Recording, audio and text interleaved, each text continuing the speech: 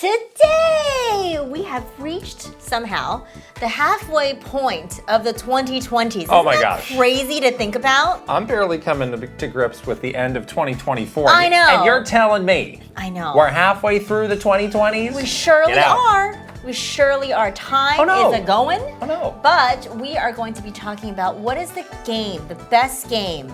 What is a game that defined this last half decade? It's a fun thing to do. Right? You know, I'm sure that in 2029 we'll do the game of the decade. Oh God, the 2029. But we'll be there before you know it at this rate. Oh no. But there have been a lot of great games that have come out in just the last 5 years. It's true. And like this decade, like time does seem to be progressing in a strange way. Yeah, we lost some years. Yeah, so it's fun to collectively as a just look at this society. and be like, what are the games that really stand out from these 5 years? Because there's some all-timers there. There are, and there's some like genre-defying, you know, like things that will go down in history as like a moment in time, you know, which is really interesting to look back on. We are also going to go back to the receipts of our 2024 predictions. Oh no. Okay, look, we collectively, again, kind of all thought something was going to happen, and that thing that we all thought was going to happen. Taking a mulligan, are you? Didn't happen. So I feel like we can all just like cancel that out on each other's, because everyone had this prediction. Okay, Just us. okay, fair. So we just all take like it's evened out. So without looking at that big elephant in the room that didn't happen, switch to. I think we might have done okay. We'll see. We'll check in on them and we'll see. We will reassess. We will reassess. Yes. We are going to be doing, so this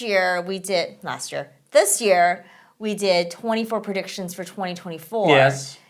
Next week. We should say. The episode next week. Will make fools of us all. Next week, 2025, we'll be doing 25 predictions for 2025. Yes. So anyhow. Have you started working on these? I have too. I have. It's actually not as hard as... It's not as daunting as you thought. You know what? It feels like the beginning of 2024 when I had the hopeful hopes. Now you can just recycle about half of it. I'm just going to recycle. Don't do come that. At me. That's lazy. It's not lazy. It's just lazy. smart. It's smart. Whatever. Work smarter, not harder, as they say. It's also our 150th episode. Thank you, everybody. That's a nice little milestone. Wow. Yeah. We're going to... no. We might... Yes, we will get to 200 next year, right? 52 weeks in a year. 52. Well, just at the very end of the year, we'd get... I guess we would, Yeah. Yeah, I guess we would get past it at around the end of the year. Oh, oh my gosh. Should we make it so that the 2025 Game of the Year episode be the 200th episode? You can barely do math here, so how can we game the system like this? We're doing it now. Oh, no. Planning. Something to look forward to, though. Wow. Lots of things are happening in 2025, you see. I hope so. Yes. I sure hope so. Something that's already happened, our Mario and Luigi Brothership spoiler cast is out. Yes. Explosive. Ooh. Controversial. No holds barred. Never holding a bar. Now you have cried in a spoiler cast, and you've also really just gotten red with anger in another spoiler cast. Ranting. But good thing I was there to balance things out. You didn't do any of these things. You didn't cry or I haven't rant. done any of these things. What about crying and ranting? I haven't felt a single emotion in 2024. You haven't felt a single emotion in like 20 years. We always joke around because you have this like, you know, you're Swedish, which means that you have a heart. Where are you going with this? Encased in ice. Okay. And you have no emotion at all. And like there's always things that happen where everyone else around you is like, oh no! And like flipping out and, you know, crying or ranting or both. And you're just like stone-faced. You'd be a good poker player. Except that you hate gambling. I don't like poker. And you don't know how to play poker. Check out this spoiler cast, though. It's a fun one. But you know what that means? What? It is time to reveal the next spoiler cast for January. We had one game picked, which we will not say what it is, and then somebody just casually mentioned, like, oh, you know, this would be a cool one to consider sometime next year. And it's like, no, duh, obviously we should do this, and we should do it right now. Yeah. The game is Metroid Prime. The game is Metroid Prime. The original Metroid Prime. Yes. We're going to be replaying it, the Switch version. Obviously, the GameCube version is out there. That's what we both played originally. Yes. This is the year of Metroid Prime. It is. Amongst other things. Yeah. So it's the perfect time to do it. Good to get this one in early. Right. Because maybe we're going to have two more to play along the way to 4. It's not prediction time yet. I don't know. But I'm looking forward to this. Yeah, me too. I can't wait to go back to this game. It's been a while since I played it. We did play it a little bit. I think both of us played a couple hours of it when it first came out. The remake. The remake. Yes, yeah. I did, and I did not complete it then. So I'm going to start a fresh game. I'm going to start a fresh save as well because I just want to really hunker down and dig into it and you know, and just truly replay it again, which will be fun. Yes. Yeah. So I hope everyone's looking forward to that. Another great year of Spoilercast coming your way. I'm excited about it. The Spoilercast was like my favorite thing that we did this year. It just made it so that I got to play so many cool games and another year of you pulling an all-nighter before we recorded. Probably. I need to play this game. Also crying and ranting, hopefully. Excellent. All things to look forward to in 2025. Excellent. More about 2025. Probably next week we'll have a video outlining kind of what our big master plan is for next year. Right now, all of our great Patreon subscribers are doing a very helpful survey for us of just letting us know, what you like about 2024, what didn't you like, what do you want us to do more of. Yeah. So we're going to take that, we're going to kind of sit with it, and we've got some things that we've been working on as well. Right. And yeah, we're going to kind of lay it all out and let you know what you can look forward to. There's some really great stuff. There's some new stuff, some fun stuff. Always fun stuff. It's all stuff. Lots of stuff. Yes. But yeah, great part is that, we take the feedback from our community so seriously. Like we really do want to make it, everything that we do something that they want to see and a special place for them. And so, yeah, we've done the survey in years past, and it's been super helpful to just hear honest thoughts from the community. So, yeah, we're going to use that to inform our decisions for 2025, and but we are very excited about 2025. We have a lot of great ideas and a lot of fun things that we have planned. So. If you want to do that survey and let us know what you think, you can sign up for free. Patreon.com/KitandKrysta. All the tiers, including the free tiers, can do that. Yeah. So let us know what you think. One more thing before we get into this. Oh my gosh. We are doing another fun fantasy league with the Kit and Krysta community. This time, the Fantasy Critic League, which was ironically something that you were telling me all of 2024. We missed out. We missed the boat on this. We have to do this. People like this. I can't believe we didn't do this. I'm upset. And I said, okay, fine. We'll do it for next year. And so the league was organized within our community, and there was so much interest that we have pairs. So people are teamed up. There's duos creating these teams. And then when it came to do it, I was like, well, what do you want to do? What's your input here? And you're like, I don't understand. I don't have a clue how this works. But then last night during our meetup, someone really did explain it to me in a way that actually It's all been sense. out there. No, your way of explaining it was really confusing. You're a bad explainer. The person that explained it to me was like very patiently. Okay, explain it to everybody right now. Well, I mean, maybe they don't know. Long. Well, explain. Well, you just give them the gist. if you got it down cold. You take turns picking the game that you think will have the highest open critic score. And then in our league, we also have like counter picks. So last night we were doing a counter pick. Yes. We boldly picked Grand Theft Auto as the counter pick because we think that maybe the game will get delayed. Yes. And then the other team that picked that game basically wouldn't get the points. Yes. So that's how it works. And then like after you pick everything, you basically have to just like wait for the game to release and for the review score. So it's kind of like a year long. I mean, there's games get announced throughout the year, and there's something that you can do to pick up those games along the way as well. But yeah, you do. It's kind of a big, at the end of the year, see how everybody did, or you kind of add some fun to like when these games actually come out, like watching the reviews of like, this game tanked, or this game blew us away. Yeah, and it's like if it gets under a 70, that's when you will like. Yeah, 70 is the line. I would argue maybe 80 should be the line because games don't review that badly anymore. Honestly. Games getting a 70 is probably not something you were thinking of drafting in the first place. We were looking really carefully too at like some of the games that were maybe a bit on the line last year or in years past, and even those games were getting like 71, 72. Yeah. So yeah, it is pretty tough, I think, to get a review score below 70 these days. So, yes. Anyhow. So the games we drafted, Metroid Prime 4 was our first pick. We really wanted Monster Hunter, but someone took it. That was the first pick in the entire thing. So unavailable. I was really hoping we'd get that, but we unfortunately didn't get seeded. Then a controversial one, Gears of War E-Day. There's some doubt about whether that's actually coming out next year. Did anyone counterpick that?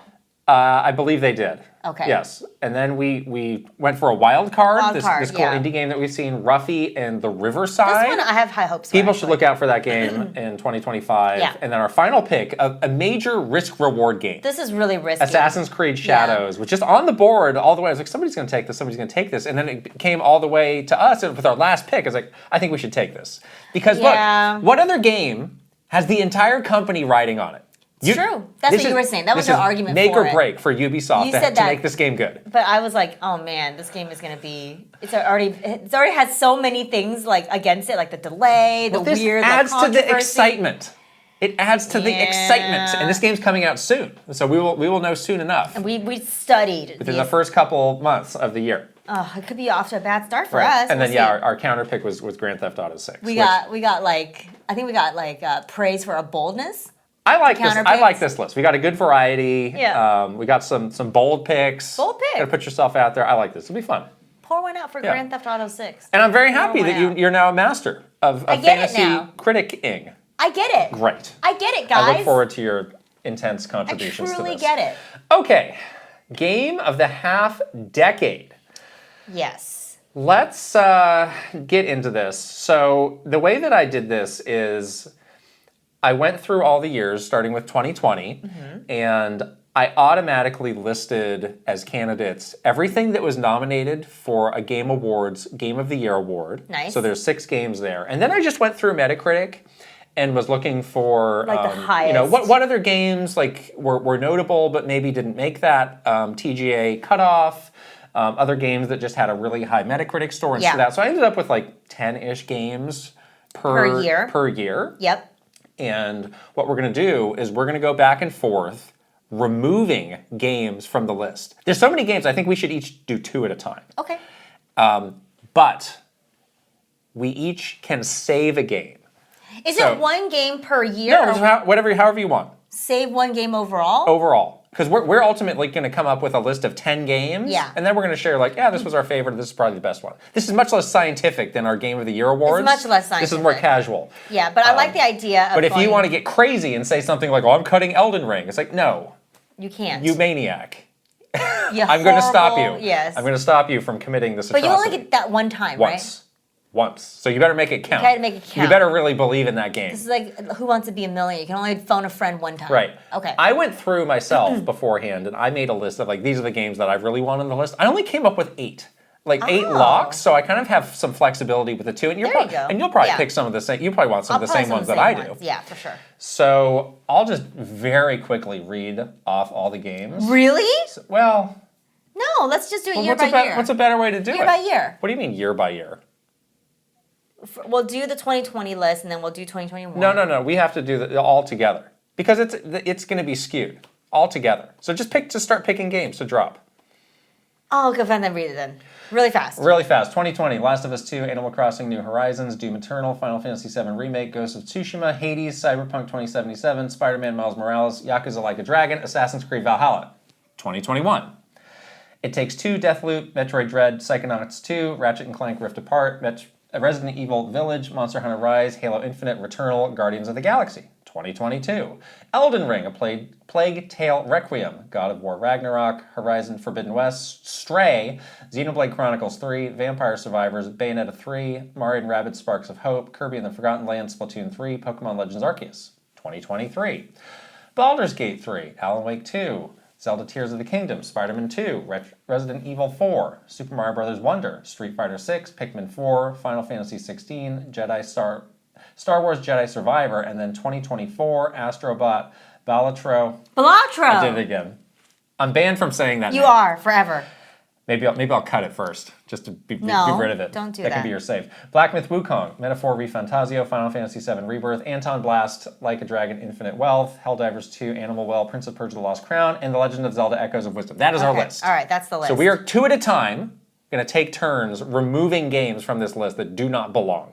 And we're going to try and end up with 10 games total. Yes. Go ahead. Ratchet and Clank. Ratchet and Clank was when? What year was that? 2021. 2021, all right. And Stray. Thank you. That would have been one of mine. Yeah, there's some obvious ones that don't belong. Yeah. I'm going to take off Deathloop and Returnal. Just keeping it clean out of 2021 Nice. Mario and Rabbids Sparks of Hope. Okay. And oh geez. You're already having trouble? No. It Takes Two. Sorry. Oh. That was Game of the Year. I don't care. In 2020, that was Game of the Year. I did not like that game. Or 2021. Oh my gosh. Do you want to save it? No, I don't. I didn't like that game either. But I'm just saying. Don't get all dramatic on me. I'm going to remove Final Fantasy 16. Oh. And I'm going to remove Spider-Man Miles Morales because there is a bigger and better Spider-Man game that we already have within these 5 years. All right. Let's get rid of Guardians of the Galaxy. Okay. And Horizon Forbidden West. Oh, but you love that game. I do, but it's not as good as some of these other games. Oh. I'm going to take off Doom Eternal. I think the original Doom is far superior. That. Yeah. And I will Don't you hover over Hades? Remove... I'm scrolling here. Jeez. Psychonauts. Oh, yeah. Where's that? After Metroid Dread. Well, you can do that. I'm going to take Halo Infinite off. Oh. Too many corridors. Too many bland corridors. Too many Cortanas. I'm going to take off... Some people want more Cortana. No I'm just Cortana. saying. She's not even hot. Psychonauts 2. Let's get rid of that. What year is that? 2021. Oh, there it is. Yes. Okay. Not G. Maybe a Plague's Tale Requiem. Yeah. I know people love that game, but... Goodbye. There's a game that I'm surprised you have not axed yet. I know. That I will, I'm trying not to I'm saving it for you. I don't want people to come at me. I'm saving scared. it for... What? I don't know. I feel like people are going to be mad. Oh, geez. I am going to remove... Look, gosh, nothing's been taken out of 2023. I'll take off Street Fighter 6. Oh. And the Resident Evil 4 remake from 2023. We're taking those off. All right, I'll do it now. What? Pikmin 4. There it is. And Resident Evil Village. Sorry. Resident Evil Village was 2021. Hate me. I don't care. I have bad taste. Whatever. Okay. Wow, that's very quick. We've kind of whittled down like a third of these. Right? I will take off something from 2024 has got to go. Yeah. I will take off Prince of Persia: The Lost Crown. Okay. And I will take off... I'm going to take off Black Myth Wukong. Oh. Sorry. Yeah. Sorry, monkey. A monkey. Sorry, monkey. Not a monkey, Here's a banana. but a monkey. Here's a banana for your trouble. Ooh. I'll take off Bayonetta 3. Oh. Okay. You want to save her? No. Okay. And Animal Well. Down the well it goes. Oh. Harsh okay, stuff. now we're getting into some harder decisions. I'm going to say, gosh, I'm going to remove Monster Hunter Rise. So I think it's just, I mean, we're talking about the best 10 games out of this list. I don't think it's a great game, but I don't think it's really on there. And then I'm going to also remove, sorry, Vampire Survivors. Yeah. You're a lot of fun, but... This is a whole different echelon we're talking about here. Yeah. Okay. Star Wars Jedi Survivor. Goodbye. Unless you have strong feelings. Stop trying to bait me into using my You save. love the Star Wars game. That was a fun game. No. That was a very fun game. But again, this is a whole different... Oh man, 2021's really taken a huge... Oh, there's only one game left from 2020. Only one game left. Is that right? Yeah. It takes... So gone from 2021. It Takes Two, Deathloop, Psychonauts 2, Ratchet & Clank, Resident Evil Village, Monster Hunter Rise, Halo Infinite, Returnal, and Guardians of the Galaxy. The only game left is Metroid Dread. Yeah. Wow. I mean, this was deep pandemic. People were just trying to get by. We were trying to survive. Yeah. Okay, what did I just take off? I took off, I need one more. I will take off Echoes of Wisdom. Echoes of Wisdom, okay. Yeah. It's a better Zelda game. We all know what it is. Okay. See, these Final Fantasy games are tricky. Oh, because you got a pair. They're kind of like one and the same. All of the same. If you take one, you have to take the other. And I also debated, controversially, to combine those. No, should we cut Tears of the Kingdom? Oh, because it's because Breath of the Wild. The way that I see that game is it's a continuation of Breath of the Wild. It's a game that DLC came out. Breath of the Wild, right? No, I don't. It's just DLC. That's not how I feel. It's $70 DLC, isn't it? According to you, it's is that what it is? According to you, it's the greatest game you've ever played that you went on to hate. According to you, it's DLC for Breath of the Wild. I never said that. But I came around. I came to my senses. I'm not cutting it. You guys know that we're joking, right? We don't actually think that. We are cutting. All right, something's. Look, we gotta do something serious. God of War Ragnarok. Goodbye. Sorry. Wait. Oh. Wait. You gonna save? Wait. You can't. Wait. I just did. This is your chance to save. I'm gonna count to 10 in my head, and that's how much time you have to save God of War Ragnarok. I'm gonna save it. Save. Okay. And I will note it as saved. So this is our first lock. Yeah, you can't spell saved. God of War Ragnarok is on the list. How could you do that? I like the first one a lot better. Atreus. Still good. Angsty teenage Atreus. Half the game playing as that little twerp. No, thank you. Oh, still so good though. Okay, so that was my first pick. Then I'm going to see. Now I can cut with impunity. Go for it. Now I can cut with impunity. I'm cutting the name because I can't say it. Balatro, you're gone. It's fine. You're gone. There's nothing else I care to save anyway. So. Really? Yeah. That's why I look careful. Next cut, Elden Ring. Here we go. You wouldn't dare cut Elden Ring. I know you wouldn't. Okay, I'm going to cut. Did you finish cutting it? I'm done, yes. Oh, because I saved one of yours. Let's cut Last of Us Part 2. Oh. Sorry, people. I haven't played the game. I'm not interested in playing the game. I know a lot of people have this on their like best games of all time list, but I don't care. Yeah. And I also think that we should cut Antonblast. Fair. Fine and fair.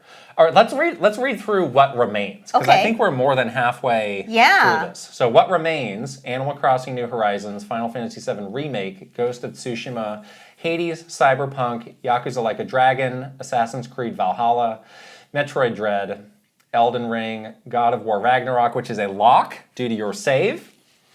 Come on. It's very questionable. Xenoblade Chronicles 3, Kirby and the Forgotten Land, Splatoon 3, Pokemon Legends Arceus, Baldur's Gate 3, Alan Wake 2, The Legend of Zelda Tears of the Kingdom, Spider-Man 2, Super Mario Bros. Wonder, Astrobot, Metaphor ReFantazio, Final Fantasy VII Rebirth, Like a Dragon Infinite Wealth, and Helldivers 2. Mm-hmm.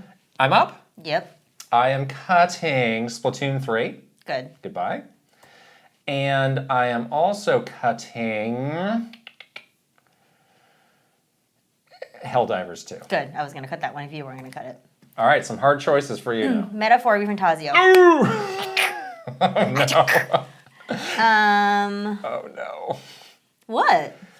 So what? All right. So what is what I say. Okay. God, it's a lot of 2020 left. What's the deal? Look. Cyberpunk. Oh, that's a lock. No, I am locking that. That's your save? That's a save. Save. Are you out of your mind? You start saving Cyberpunk over God of War Ragnarok? You're out of your mind. I'm going to tell you something right now. In this whole list, this is probably my number 2 game. You're such a liar. On the whole list. Why would you say the whole list? That's not You true. have not played the DLC for Cyberpunk. You're a fake fan. You didn't even finish the base game. I finished the base game. Joke.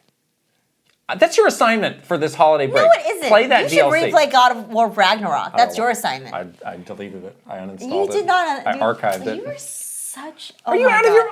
This is ridiculous. Out of all these games, that's the one? Are you kidding me? Thank God I had a save to save that game.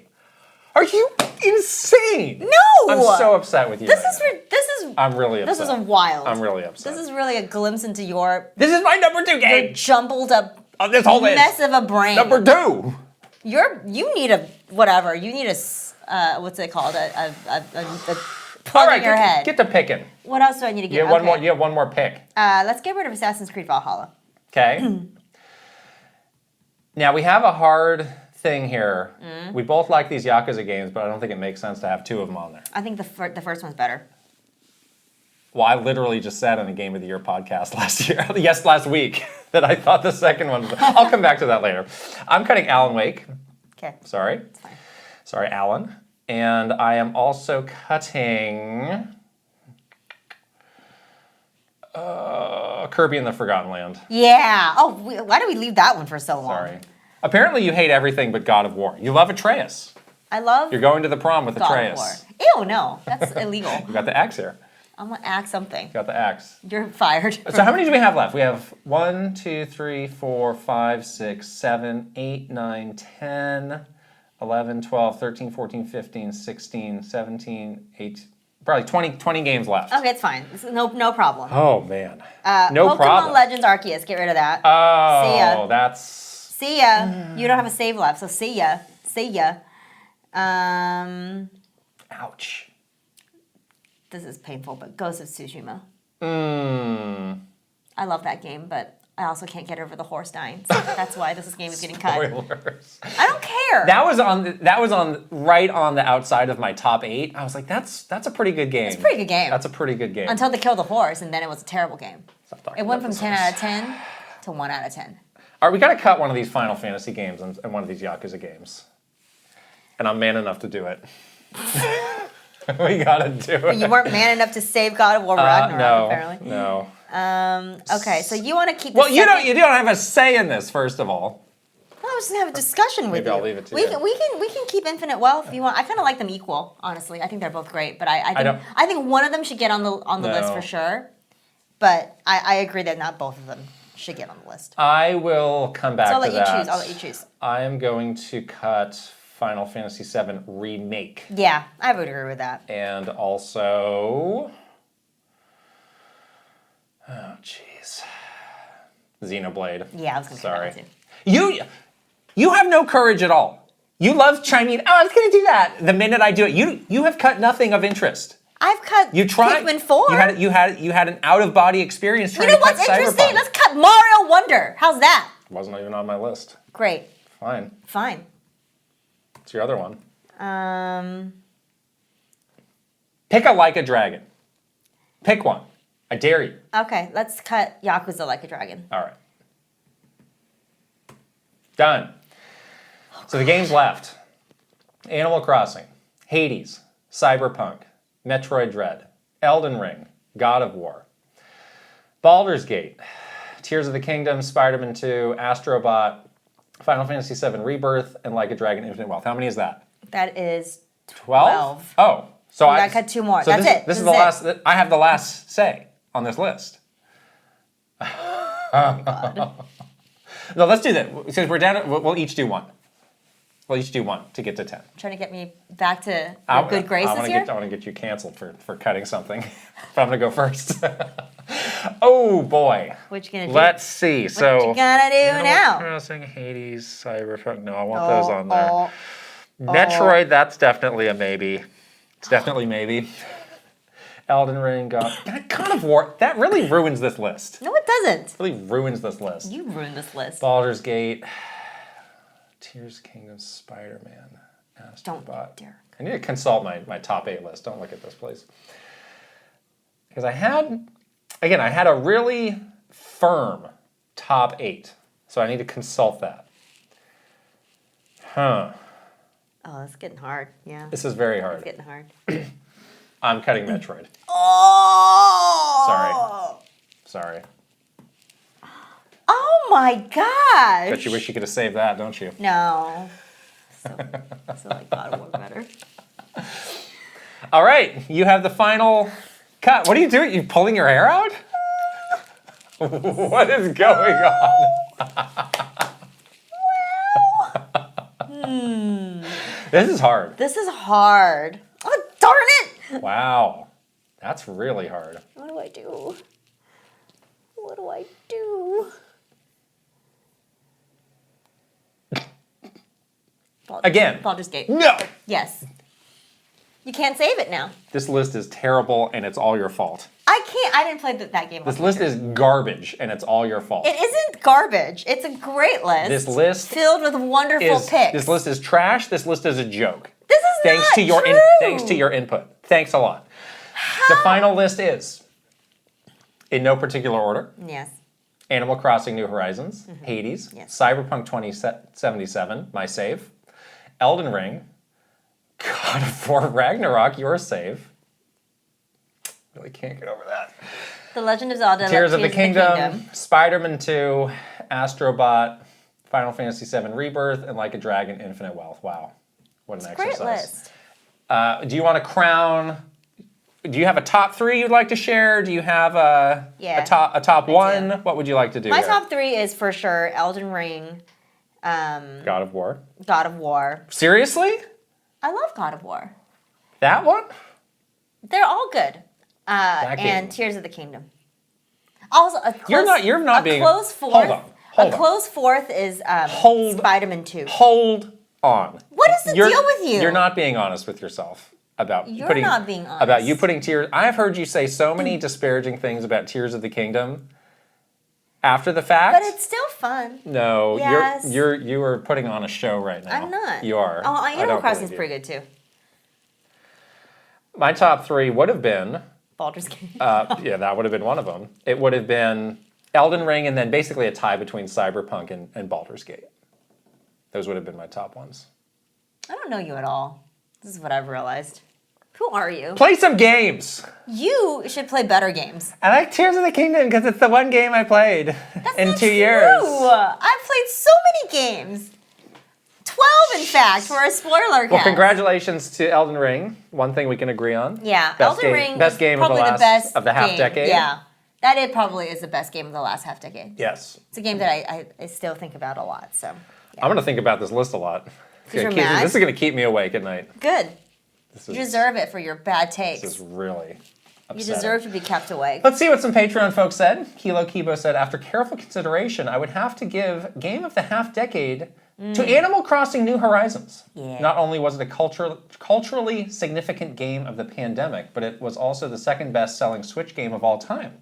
I still vividly remember Nintendo Minute episodes that were made entirely within the game. The game's soundtrack is also iconic at this point, where many content creators love to use it in their videos because it is so beloved and recognized. Lastly, just like Astrobot, the game promotes the idea that games can still be good and enjoyable for all without needing the latest cutting-edge graphics and billion-dollar AAA budget. Good. Yeah, look, I'm wearing the Nintendo Minute sweatshirt today. You are, yeah. Any thing you'd like to say about Animal Crossing? I just feel like Animal Crossing is so much more than a game. It almost doesn't belong on any list because it's like transcended the, video game categorization. It became like such like a life-saving tool for all of us during the pandemic. Like, truly, without it, we could not have continued Nintendo Minute. We couldn't have celebrated anybody's birthday. We would have been sad humans. We're lonely people. This is a game that, like Tears of the Kingdom, some people have turned on after the fact. True. Yeah. I mean, the support for it kind of fell off a cliff. So, yeah. But in that moment in time, it saved us all. Honestly, like it would have been so lonely. It was already lonely that year. And it would have been so much worse if we didn't have Animal Crossing. So for that, it's one of those things where it lives in this like moment in time, and like you can't really judge it without the circumstantial things surrounding it. So it's a little hard to like take it off any kinds of list talking about this, this half decade, because that was a significant thing that happened in this half decade, and this game is so like intrinsically tied to it. So yeah, it becomes tough to like detangle it from that. The whole time you were saying that, I was just staring at you with rage, thinking about Baldur's Gate and God of War. Okay. Moving on, Michael Mazer said, I had to think over several different games I loved, but came back to Last of Us Part 2. Sorry, Michael. I'm mostly a Nintendo gamer, but I keep coming back to Sony for the rare big release, and and Last of Us 2 is a huge win. Naughty Dog is pushing story and games way farther than anyone else and built a massive game with some of the most exciting and shocking set pieces and stealth action scenarios that completely absorbed me. Just a very intense experience that still sits with me. Their games are so impressive, I'm willing to buy a PS5 just for their next game when that happens. All right. And then finally, Gartooth is on the level, Elden Ring. I got to this game just this year and it lived up to the hype. There are so many mind-blowing moments in this game with all the secrets in the world, with the different regions and bosses. I remember finally making it to Leyndell Capital and having my mind blown by just how intricate and well-designed the dungeon was, with so many branching paths to explore. This game feels like the poster child for how From Software became one of the most prestigious development teams in the industry. Yeah, truly genre-defying, like just next level kind of, I never thought I could ever enjoy a game like this, to wow, this really showed me kind of experience with Elden Ring. So yeah, that's really, really hard to do. So yeah, you gotta give it to that team for like 100% delivering on that. It's amazing. Yeah, just like, it's the only game that gave me that Breath of the Wild feeling of like, oh my gosh, this game is like from the future. Like they are so ahead of every other game. And now for the next 5 to 10 years, every other game is trying to play catch up with Elden Ring. Totally. And then like that like social part of it where you just totally got hooked into everybody else playing the game and talking about it. Like, that is so rare to live in the mind space of people for so long, and that game totally did that. Yeah. Remember how many YouTube videos we watched? Oh my gosh. Yes. Remember the fire giant? I think you spent the night in the smokehouse with Kratos for too long. No, I Jeez. have a small cold. You have a small cold. It's the same small cold you've had all month long. I'm sorry. Good thing we're here. Okay, we're moving on. I'm still upset. I'm going to be upset for this whole episode. Okay. We are now reviewing our 2024 predictions. Oh, boy. And 24 predictions for 2024. Oh, yeah. So we have here the receipts of your predictions and mine. Yeah. How would you like to do? You want to trade off on these? Trade off. All right, we'll trade off. Okay. So again, we should say we had a heavy number of Switch 2 predictions. And that will be recycling for 2025. There are a number of theories about this that Nintendo always planned for the Switch 2 to come out in 2025, or there was some sort of thing that happened internally that caused them to shift their planning. Again, it's not delayed if they never announced it. Right. But it didn't happen. It didn't. So we have to hold the L, as they say. Oh, hold the L. Hold it. You have so many L's that they're just falling out of your hands right now. It's raining L's over in Krysta land here. Cup the L in my hand. Cup it. My first one. Switch 2 will be announced in the first half of 2024. That did not happen. Oops. Big ol' L for you. Oops. And me. Well, let's just go through all the Switch 2 things, maybe. Okay, well, we both had it. You had a lot of those too. Switch 2 is announced in Q1 and releases in summer. No. So are you literally just going to find replace? Find replace. 2024 with 2025? I don't even need to find replace. I just said Q1. It's just Q1 of 2025 now. You haven't. You have not. Actually, this could be yes, because I just said Q1. You haven't clarified releases in summer. I didn't clarify. Don't upset me more than you already have today. I had Switch 2 will release before the start of the holiday season, targeting September. No, that did not happen. Sure didn't. Oops. Sure did not. What else did I have? I had on here that there would be backwards compatibility. Yes. Well, you just skipped one. Oh, I see. Switch still gets support. So presuming in a world where Switch 2 came out, the Switch would still get support. I think it's still going to happen. You're going to need to spice some of these up.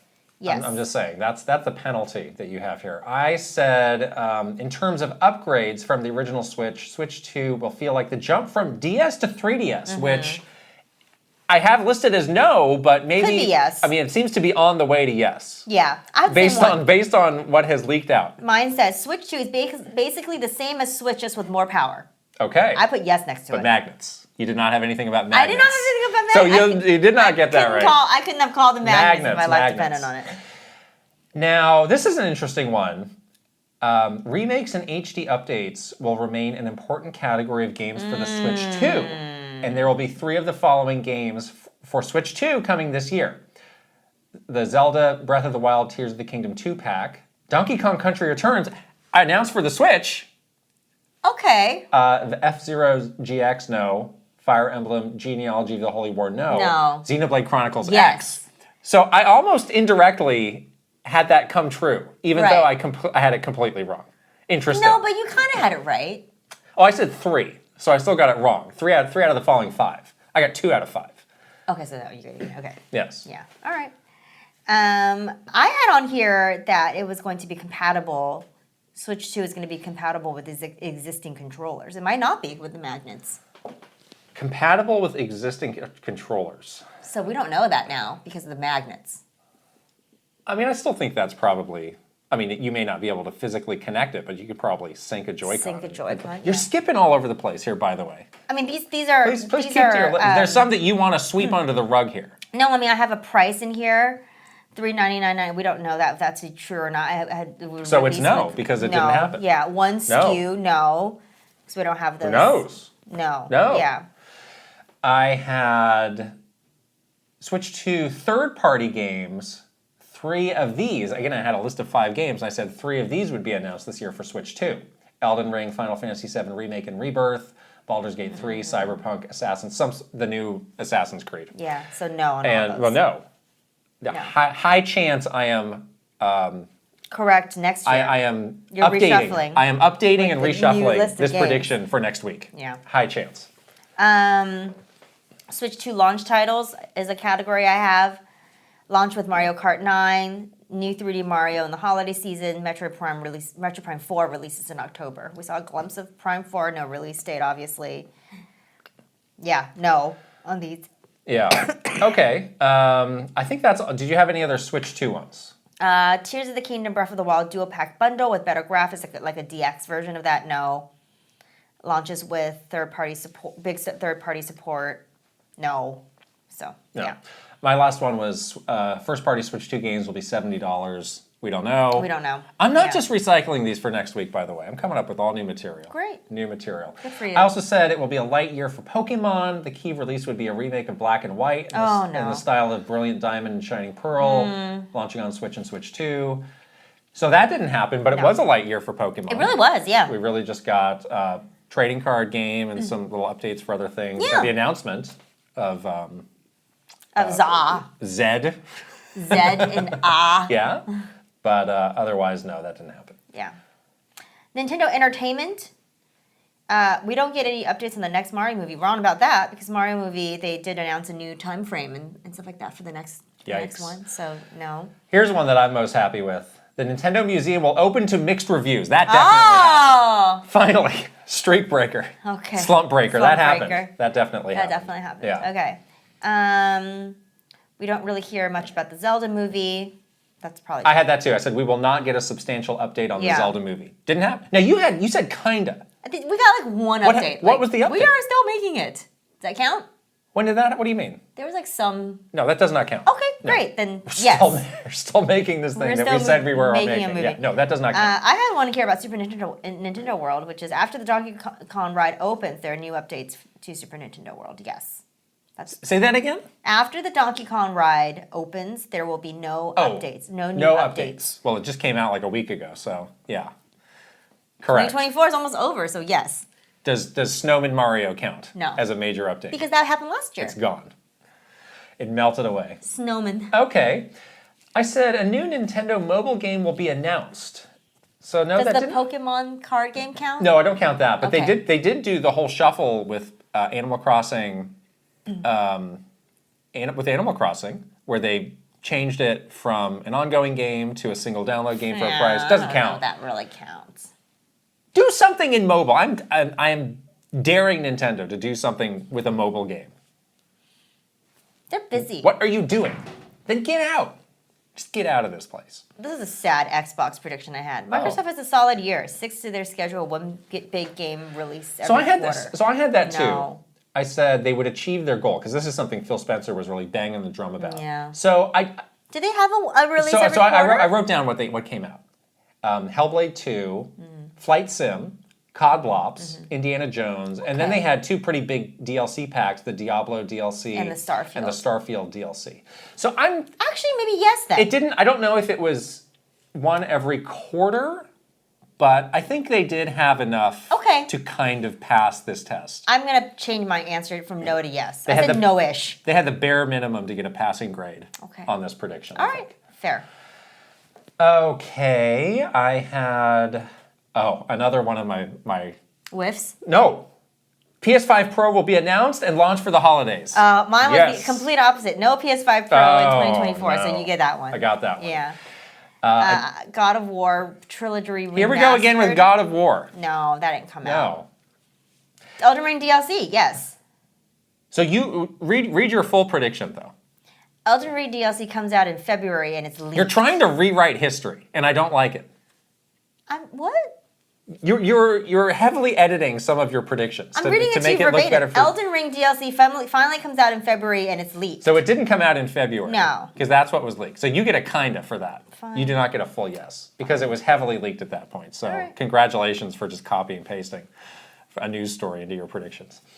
Xbox will be this was a big no for me. Xbox will be active in announcing new projects based on Activision IP, perhaps earlier than they should be. So I was thinking they just got the Activision deal. They're going to be really hot to be like, hey, here's some big new Crash Bandicoot game that's coming in 2031. They didn't say anything. They didn't really. They released a good number of games on Game Pass. Yeah. But as far as them new stuff, immediately jumping into a big new project and announcing that, being so excited that they announced it early, they didn't do that. They absolutely did not do that. So no, that didn't happen. We see no Wolverine updates from Insomniac. Yes, that's accurate. Correct. But again, this game leaked, and it was like, oh yeah, this game's it was like late 2020s. So what kind of prediction was that if you're just copying pasting a news headline? This is a good one. Naughty Dog announces a new narrative-driven single-player IP. Is it narrative-driven? I think so. Is it? Yes, I'm giving myself a big yes. Intergalactic. I can go to Interstellar, the movie. Intergalactic. That's like the Beastie Boys song. Intergalactic. Exactly. That one, yeah. That one. Okay. Yeah, yes. I mean, it's basically a visual novel, right? I mean, that's basically what it is. I don't know what it is. Okay. That's not what you saw. Fine. So is that everything? Yes. All for right. me, yes. Wow. Not our best year for predictions, but I have high hopes for our predictions for 2025. Check them out next week. Yes. Okay. Wow. Let's move on to games we are playing. Yes. Got some things that we're circling back to, some games that we just missed in 2024 that we are picking up. Mm-hmm. I realized that I did not have much of a chance to talk about Antonblast, which was my, number 6 game? I think it was my number 6 game. And before we did that episode, I think I had just played the very beginning and had a chance to talk about it. Did you beat it? No, so the last level is so hard. The last level of this game is ridiculous, and it's like made to be ridiculous. Yeah. And I tried it a couple times, and I was barely putting a dent in it. So I was like, I'm gonna take a small break. It's like you were saying that it was like one of those like Mario Star the World, Champion Road, exactly, where it's like we are extremely testing every one of the skills that you have learned in this game. And also, typically, this game was very generous with checkpoints, and this level seems to have no checkpoints at all. It's a challenge. So I was like, I will come back to this when I'm good and ready. But you're almost done with it. Yeah. This game is incredible. This game is super good. So this game also, in between the time I last talked about it, did come out on the Switch. It has had some unfortunate technical problems that the team is working on, but I don't think it's in the place that they really want it to be. So I think if you are thinking of getting the game on Switch, and if you're not super eager, like you might want to just wait until they have fully gotten that out there. It's kind of a bummer because they had this whole thing of delaying it indefinitely. It ended up being a short delay, and then they push it out it's maybe not quite all the way there. Yeah. But I played it on the Steam Deck and absolutely loved it. And I'm going to make a strange analogy here to the world of music. And I'm going to use an example from a band that we both liked, The Strokes. From the early 2000s. Yes. Remember when look at that smile on your face now. I'm so happy. Remember when the first Strokes album came out? Yes. And you're like, oh my gosh, where did these guys come from? Right. These guys just burst onto the scene, as they say. And this album is like beginning to end, incredible. Bangers. Everything is so good. It's like, this is their first album? Like, just imagine where they're going to go from here. And that's like kind of the feeling I get with this, where the developer Summit Sphere, it's like they've not released like a full-on game before.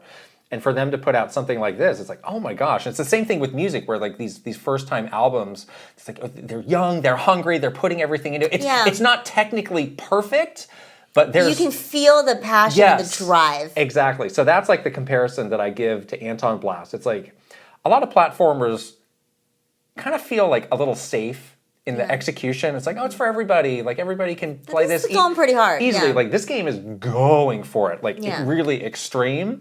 Whereas I think Pizza Tower veers into the weird a fair amount. Like this is just like we're turning again with the musical analogies. We're cranking it up as far as we can. Yeah, and they must have done so much testing to hone the feeling of weight, of speed, of that kind of balance in this game. Yes, like that's incredible. Yeah, so it is.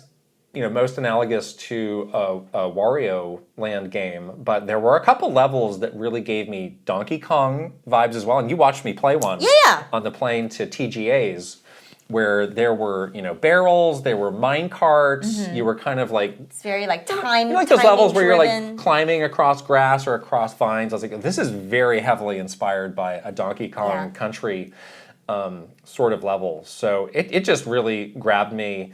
It's just so like energetic, like so powerful, like the feel of the game. It's like one of the best feeling games. Yeah, and that's like something that you just have a vision for or you don't. Right. And then to be able to execute that in your first game is really hard to do. Right, and also it was nominated for us for best soundtrack. Like the music is incredible, and my mind was truly blown when I learned that the music was done by Tony Grayson, who's like the lead on the game, like the game director. Also did all of the music, which is mind-blowingly good. So talented. Wow! Like this is like such a team to watch for the future. Yes, and absolutely. Such an incredible first release for them. Yeah, really exciting stuff. Are you going to play this? You seem concerned about the difficulty. I was really concerned about the difficulty. I would checkpoints though. Yes, I would love to try it, but I'm pretty nervous that it'd be hard for me to get through it. So all right, we'll see. Another game that I picked up a while ago but didn't have much of a chance previously to sink my teeth into, Granblue Fantasy Relink. Oh boy. Is I don't really know what it's an action RPG. Yeah. And Granblue is this pretty long-running franchise that I think originally started on mobile. It's not a franchise that I have literally any connection to at all. We have one of our mods on Patreon, The Shark Among Men. Like this was his personal game of the year, and he was very strongly advocating it all year long. So I was like, yeah, I'll check this out. And it's really cool. You kind of have this party of characters. You have like groups of 4 that go out and do these adventures. Being an action RPG, like the action does feel really tight. Like it feels like a proper action game. Like sometimes the action RPGs, it's like the action is a little lacking. But this feels really tight. You've got normal attacks, you've got heavy attacks. You can do that thing where you hold one of the triggers and then it switches over to like special attacks. There is kind of a main character that you play as, but you have the freedom to once you're in a level, you can choose any of the other characters that you want to play as. Yeah.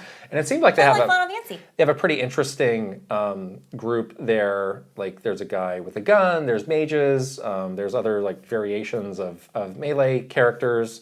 You can also do all these adventures online. So you get, we're going to try to play together. We're going to do that. And we're going to check it out, and that's really cool. And then it seems like some of the bigger bosses kind of take on like almost a Monster Hunter feel to them, where it's like a real test of endurance and teamwork to take them down. That's cool. I like that. This game also looks really nice, like really, really nice. And I told you, like, I had kind of a strange take on it initially because, the Japanese mobile game is definitely a vibe visually. Yeah. And like some of the designs I might be a little bit underwhelmed at of like, yeah, that's definitely another, mobile game Japanese mobile game wizard.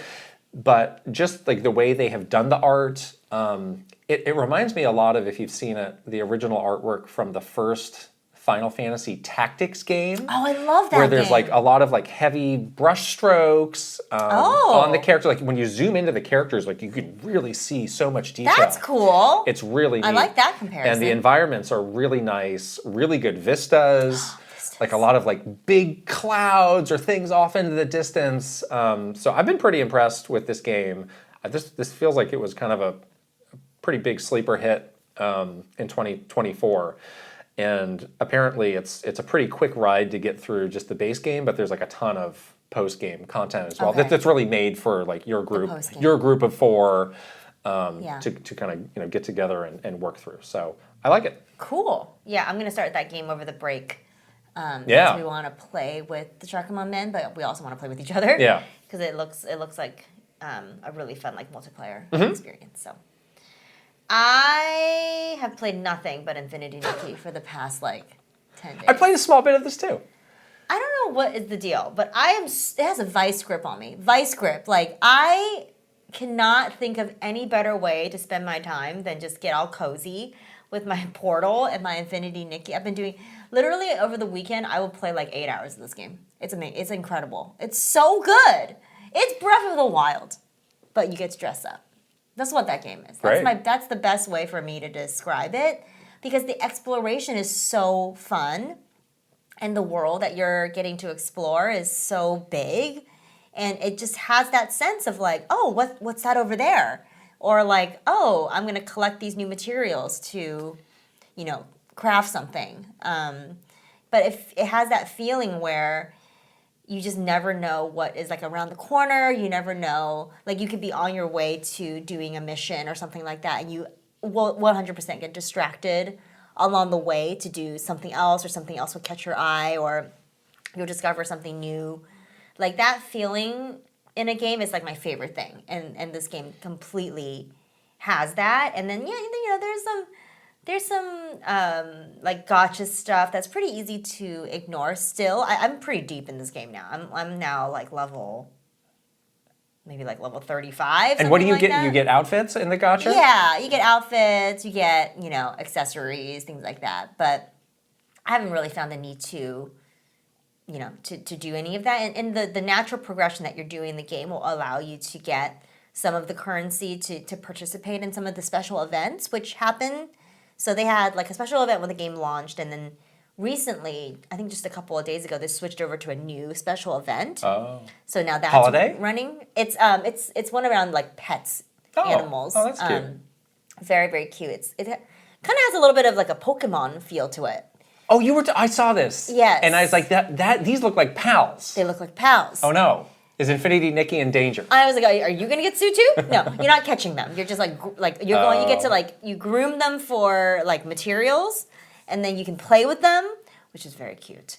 And there's lots of cute little little challenges where you do some quests for some special items. There's some special outfits to go along with the event. And I get the sense that they do these kinds of sort of special events every couple months or every couple weeks or whatever, so the game feels pretty fresh. But you don't have to participate if you don't want to.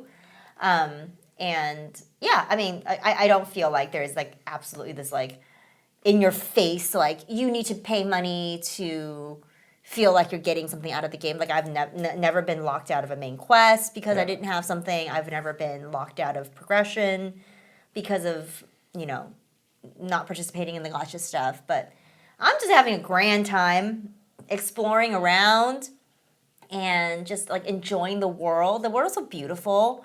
Vista Game of the Year. Vista Game of the Year, truly. I keep looking around every time I go to a new place. There's a moment of pause where you're wow, you got to do the little pan around, because it is such a beautiful, just a beautiful world that they've built. So yeah, I can't stop playing it. It's really good. Everyone should try it. I got the mobile version for the phone, and I think I'm going to switch over to the PlayStation version because it is enough. It's not a super action-heavy game, but there is enough direct controlling you need to do of the character, and it just uses it has a couple different control options in there, and I admittedly have not tried them all. But a lot of it is just, You wouldn't play it on Steam? Virtual joystick, virtual button stuff. Well, I want it, it's a really nice looking game, so I think I want PS5, because all I have is a Steam Deck. Steam Deck can only go so far. Yeah. I kind of want to see it just on my big TV. It looks good. I'm sure it does. I'm sure it looks amazing. And it actually looks really good on the phone. I have the new iPhone, so it's going to look as good as it can look on a phone. But yeah, I just don't love the virtual joystick stuff and covering up the screen with your fingers. Yeah. I want to see the whole thing. Yeah, there's some legit hard game mechanics in there. Yeah, when you told me that, I was like, that was kind of the nail in the coffin for me playing that version. Yeah, I did a boss fight where I actually died like 3 times. Now I made a Nikki account to play this game. Do you think does that save if I go onto PlayStation? Do you think my progress is going to be there? Yeah, you absolutely will be able to. Play great! Yes. 100%. Oh, that's great. I don't want to lose my Nikki. No. Yeah, you can just log. It logs you in automatically. Oh, I'm so happy to hear that. And then it should be your account. Good. Yeah. But yeah, I mean that is like the full game. Like if that's the best way for you to play that, like you totally can. I'm not saying that's a bad. I'm not saying it's a bad version of the game. I think this game started on mobile as well. Yeah, and then they moved to PC and just then be prepared. Consoles. It's a big download, and it's what they do with these mobile games. Is like there's a pretty small download to begin with. It's like now we will download the full data. It was just like another 15 minutes, and then it's like now we have updates. Another every time 15 I log minutes. in, there's updates. Right. There's a hotfix. There's some kind of update. There's some kind of. But what do you normally do when there's some update? You're looking at your phone. I'm like, well, I'm waiting to do something on my phone, so I'm just updating in the background. That's true. My Nikki. No, you get if it's on your phone, then it's like what. So I do want to keep going with it because it is really cool. But I'm going to switch to PlayStation. Oh, good. Yeah. I wonder if they ever make this a multiplayer game. Are they trying to make this into a MMO? I think I asked you this last time. Go over. There's no proper multiplayer, but there are some social connections. You can become friends. And then you can share like photos and stuff, I think. Okay. Yeah. Okay. But I kind of feel like they're almost so ready to make this into an MMO. Oh my gosh. In which case that would be the end of me. So nice knowing you. I just feel like they're priming themselves for that because it's like an open world, like a very dynamic world already. They already have like the servers, I think, to run this thing. Yeah. They're just like, I don't know, stress testing or something. I don't know. Kind of feels like they're on the cusp of becoming an MMO. Yeah, it's a very cool game. Yeah. Last thing for me, this is a game that you played and talked a lot about. I love this and game, then came up again a lot during our Game of the Year from our community, Yars Rising. Great game. Which I grabbed a couple days ago and have been checking out and really like it a lot. It's a pretty, I call it kind of a lightweight Metroidvania so far. Yeah. And it is based on this very, very, very old Atari property. I think the game was Yars Revenge was I think the name of that game. And that's in the Atari 50 compilation, if you're wondering what that is. But this is like a completely, like you do not need to have any knowledge of that at all. And I don't think most people today have any knowledge of Yar to begin with. But you're kind of playing as this girl who's like a hacker, and she's like infiltrating this big mega corp in the future, somewhere in the future. They did integrate some of the old Yar Revenge into the hacking consoles. I like that, yeah. So it's very cool. So to like open locked doors, you go into this hacking mini game, and they're all mini games that are based on the original Yars. So it's like a very like retro kind of shooter kind of thing that they have you do. So that's a cool way. It's a really cool way to integrate it. To balance the old and the new. But it's just, this is by WayForward, and I like pretty much everything that WayForward makes. And this is just like a really solid Metroidvania style game. Like, again, it doesn't feel like it's too taxing or too hard or too anything, but it just feels like really like fun to play. And it's got a good aesthetic. Soundtrack. Really good soundtrack of what I think it's all original music. It is, Because like they have songs with lyrics. Yeah. And the lyrics like, "You're hacking my brain." And I was like, oh, they must have made this song just for this game. Yeah, but it's very, very good. And like very kind of like vibey, Neon City kind of thing, which is great. But you got stuck on the last boss. I did. And you just gave up. I gave up. Oh. You're going to beat that last boss. I offered to do it for you. No, I was mad at you. This was on the plane to Japan. I saw you doing this for 2 hours. And I said, can I have one shot to beat this boss? And you got mad. I don't want you to do it for me. Now you're going to be able to do it on your own. Maybe I can. You're going to beat it in one try, aren't you? I'll be trapped on the last level of Antonblast and Yars Rising. I'll be trapped. What if you beat it in one try? I'll be so mad. I might. Any other games that you want to catch up on? We've both been playing a little bit of... Besides Baldur's Gate 3 and the Cyberpunk DLC. I was going to say, you're still mad, aren't you? Yes. Really? How long do you think you'd be mad for? Give me a time. It's going to be a while. All right. I was going to say we've both been playing a little bit of Indiana Jones. I have not played as much recently as you probably have. Oh, okay. So are you taking a pause on this game since you're going on a trip? Well, I've got this trip coming up, so I'm trying to focus on games I can do handheld or on the Switch or on the Steam Deck. So you're going to hold. So I think I'm going to wait. So because February is the crazy packed month. Yeah. January is pretty light. Like I do want to play the Donkey Kong Country remake, but like that would be easy. Whatever. Beyond that, it's relatively. You got to play Metroid Prime. It's relatively open in Metroid Prime. That'll be fine. So yeah, I just kind of have this small handful of games. Indiana Jones is one of them. I've been playing it and I've been really liking it so far. Yeah. It's definitely more stealthy than I thought it would be. Like, why did I think it was like Uncharted? Why did I think that? I don't know. Because you didn't think that, and I've been paying attention. Maybe. Remember that infamous trailer they played at their E3 thing? The one that just showed very little gameplay? It was just a cutscene. I was like, maybe you could have instead showed what this game actually plays like. Maybe that would have stopped you from thinking this was Uncharted. Well, I mean, I don't care either way. I'll still play it. I just didn't expect it to be heavily stealth based, and it's a lot to do with like distraction. Like you have weapons. I do like. So in this game, they do a good job of where like you can pick up a bunch of stuff off the floor. Yes.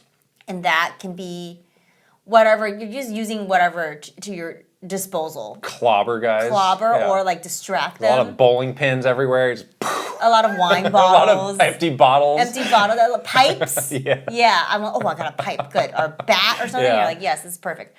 But it's very like you're not really carrying a weapon. You're just you have to scrounge. Scrounge around. But the fist fighting is really fun too. I like the fist fighting. The fist fighting is very like tactile feeling. Yes. Like it's like, yes, you need to like time to throw a punch. I'm like, you're old, Indiana Jones. Like, but this is young Indiana Jones. How young is he? This was like after the first movie, so he's like 30-something. He's young. Young Harrison Ford was very capable. Be punching somebody when you're 30. See, if you played the cult classic Chronicles of Riddick, Escape from Butcher Bay on the original Xbox system, you would know what to expect from this game. These games have a lot of similarities. Same developer. Yeah. I did not play that game. Anyhow, I'm liking it. The puzzles are good. The puzzles are really fun. I'm slightly concerned about the puzzles, but no, I think it'll be fine. They can be dealt with. But with an online guide, with a guide, yeah. With a YouTube video. God, try a little bit. I will try. Okay, we're moving on to some news. So the Sonic movie, the third. Did you see it? No, the third Sonic movie. You didn't go dress up and see it in theaters? Out. It's I saw so many people talking about it. People love this movie. It looks good. Seemed to have really great buzz. Fun. And I think it was the day that the movie came out, they went ahead and announced that they're doing a fourth one. Good for them. They should. And that's going to be coming out in 2027. They have not said really anything of like what the story is going to be, what characters are going to be in it, but there are apparently some hints at future characters, future storylines in the post-credit scene of Sonic 3. So if you're going to go see that movie, don't miss the post-credit scene. Oh yeah, sit through the credits. I looked up. I did look up because it means nothing to me. I looked up what happens in the post-credit scene. And I was like, okay, and I went about my life. Was it interesting to you? No, it wasn't. But we liked the first one. The first movie's great. I mean, fun. By all accounts, these movies are great. We've seen the first one. Yeah, I liked it. So props to them for really translating this. Like, this is probably, like, in terms of a franchise, the most successful, one of the best, like, translations, if not the best, into a multi-movie franchise. And they have been like consistently good. Like I've not heard someone say like, oh, the second and third movie really fall off a cliff. No, they're all good, and they seem to be ratcheting it up, and they seem to be making some money. Yes. So the first weekend box office numbers are out. And it made about $60 million, which was a little bit low than some of the original estimates, but not too far off. And it was also slightly below the Sonic 2 movie, which made $72 million in that first weekend. And I've seen some people doing some hand-wringing over this. I mean, I still think it's a pretty good number. And it did also really overtake the other movie from this weekend, The Lion King. Mufasa. So what is that? What is that? That is the story of Simba's father, I believe. But it's one of those live action. But this isn't this is not a remake. They've been so this is kind of a prequel. Original. Yeah, prequel. Lion King prequel. I think so. Yeah. Are you interested in this as a Disney adult? Not really. No. Not really. I didn't really see much build up for that movie at all. I didn't either. Yeah, I really didn't, and I'm not really. And didn't Disney just have Moana 2? That's like a massive hit? Moana 2 was good. It was really good. I guess that's been out for a little while now. That one, came out before, a couple months I guess you want to have a Christmas movie if you can. You need to have Huh. Yeah. But yeah, props to Sega. It was a really great year for Sega, a really great year for Sonic. Shadow. The year of Shadow was a thing. And I can't believe it. They did it.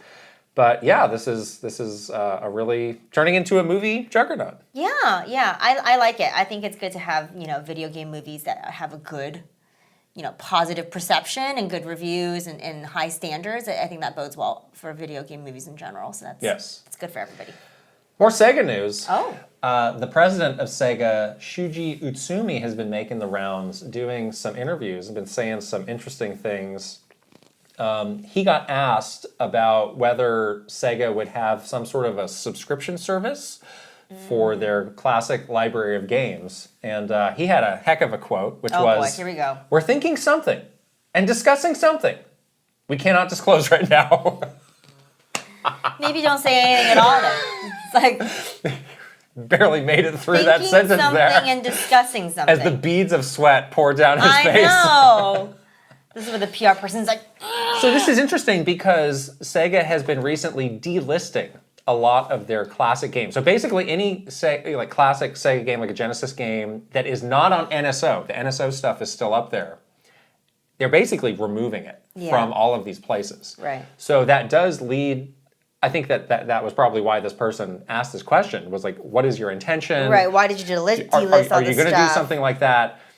Do you think a subscription service of classic Sega games could work?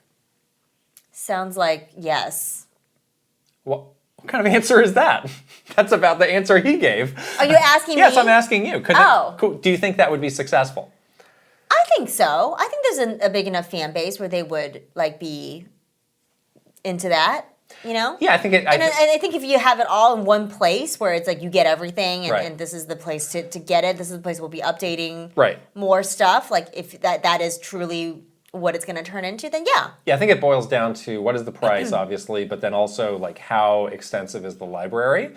Right. You can't do the NSO drip feed if you're doing something like that. Like people need to have the value day one because there is no Sega platform. If you had the Sega platform, if we were talking about the Sega Switch, then you could maybe do something like that long term. Because these are Sega fans on your platform. Yeah. They're here for this no matter what. But if you're on just a PlayStation or a Switch, people have a lot of other options. So I think they want to see that value right away. I wonder how far they would take it. Yeah. Would something like Dreamcast obviously has a huge fan appeal. Mm-hmm. Would they go that far? I don't know. And I think, for different people, that would be kind of a make or break decision for them. Yeah, exactly. I do think value is a good way of judging whether or not it's going to be successful. But I do think the fan base is there. And also Saturn games, those games are so hard to find. And for people who want to get those legitimately, we're talking hundreds and hundreds of dollars. So, that's a way to finally make those games accessible to a lot of people. Totally. So I think, up to the Genesis generation is obviously those games would be there in high numbers, but it's kind of what comes after that and where do they cut it off? Right. That I wonder that for a lot of people, if they had Dreamcast games on there, I would give that a close look. Yeah. I really like the Dreamcast. So yeah, we'll see. He also had this interesting quote that was making the rounds, kind of hearkening back to the good old days of the early days of the console wars. Oh boy. Which sent a shudder down my spine. Oh, here we go. Nintendon'ts? Yes. I'll just read this. This is from Utsumi. Sega somehow invented, if you compare the game business to the music business, Sega's role was to invent rock and roll compared to Nintendo. Nintendo's like pop music, good music, jazz. We're trying to revive it with a little bit of the flavor of hip-hop now. Boy. Okay. Continue on.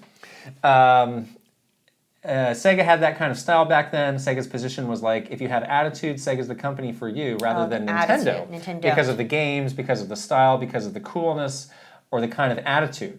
We have such beautiful content value in Sega and some other IPs, so we're trying to revive it with a little bit of the flavor of hip-hop right now. So he did go... Flavor of hip-hop. The flavor of hip-hop, yes. I get a little concerned when he says that. We do.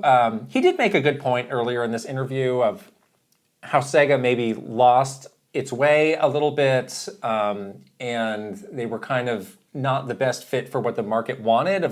He said, hey, there was a time when the market just wanted shooters. And we at Sega, we're not great at making shooters. Mm-hmm. But when the pandemic started, there seemed to be this resurgence in RPGs and kind of more Japan-oriented content and game genres. Hey, that's our bread and butter. We can do that.